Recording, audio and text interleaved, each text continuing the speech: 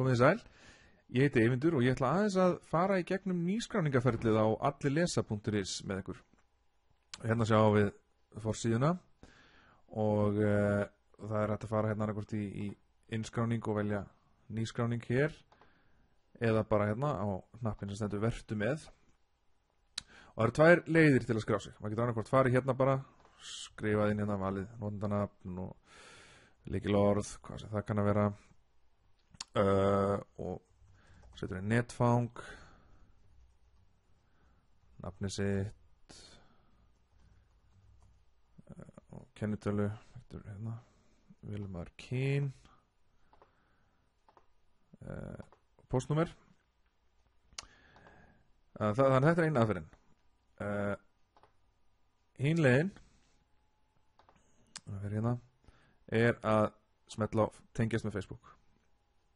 Og ég mæli með því fyrir þá sem að geta það, af því að ef maður notar þá aðferð þá er miklu einfaldara að skrá sig inn eftir á.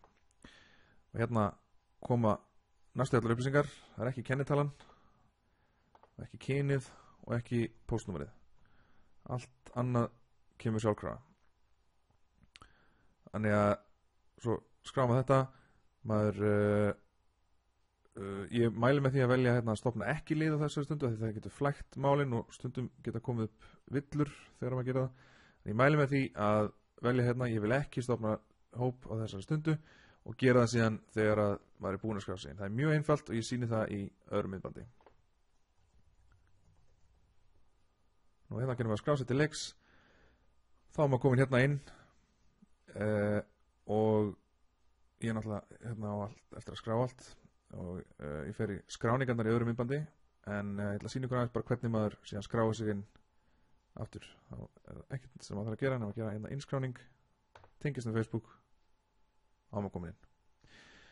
Ég vona að þetta hafi verið gagnlegt og við sjáumst í næsta myndbandi.